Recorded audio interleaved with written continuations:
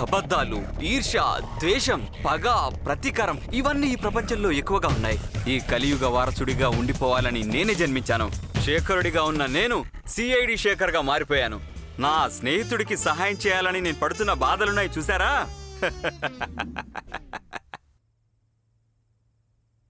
మిత్రమా, నేను ఒకటి అడుగుతాన్రా, నువ్వేం బాధపడవుగా? ఇంకా నిన్ను వదిలేసి వెళ్ళిపోయిన అమ్మాయి గురించి ఎందుకు బాధపడుతున్నావు? నీకు తెలియకుండా నీ డబ్బు ఏమైనా ఎత్తుకెళ్ళిపోయిందా? నేనెంత లవ్ చేస్తున్నానో తెలిసి కూడా ఇలా మాట్లాడతావేంట్రా? నీ అబ్బరే, నువ్వు లవ్ చేసావు, తను లవ్ చేసిందా? నేను ఆ రోజే ఈ అమ్మాయిని ఎతికే పని నా వల్ల కాదని చెప్పి నేను ఎస్కేప్ అయిపోయావాడిని. ఏం చేయను, వీడు నా చైల్డ్హుడ్ ఫ్రెండ్ కదా. కృతజ్ఞత భావం లేని ఈ ప్రపంచంలో కృతజ్ఞత కలిగిన వాడినని నిరూపించుకోవాలనుకున్నాను. గుడ్ బై చెప్పి వెళ్ళిపోయిన అమ్మాయిని ఎతకడం, బోన్లో నుంచి తప్పించుకునే వెలకని ఎతకడం కూడా అంతే కష్టం. నా సిఐడి మెదడు అస్సలు ఒప్పుకోవట్లేదు. సరేలే, వెతుకుదాం అనుకుని తన బ్రా నుంచి ఫోన్ బిల్లు దాకా అన్ని వెతికాను. చివరికి తను వెళ్తున్న బ్యూటీ పార్లర్ని మాత్రం మార్చలేదని కనిపెట్టాను.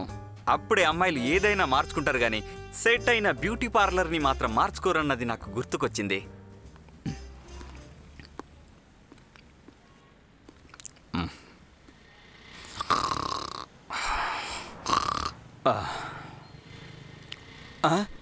ఒకరోజు ఆ అమ్మాయి ఆ బ్యూటీ పార్లర్ దగ్గర కనబడింది. నేను తనని ఫాలో అయ్యాను.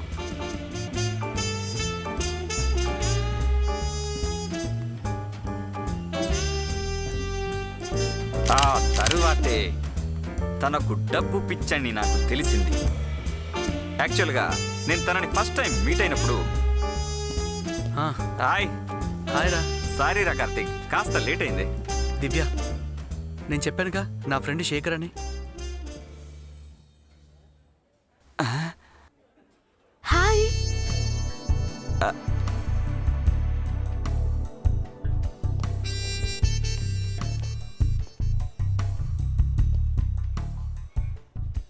అప్పుడే మైల్డ్గా మట్టి కొట్టుకుపోయాను.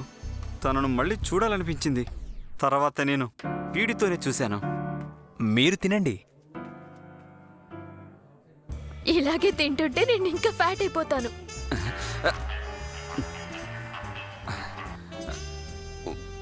హలో, 1 వీక్లో కనిపెట్టేస్తానని చెప్పావు. ఇలా లేట్ చేయకురా. ఈ విషయాన్ని లైట్గా తీసుకోకరా. ఇది నా జీవిత సమస్య. ఒరేయ్ మిత్రమా, నాకు తెలియదట్రా.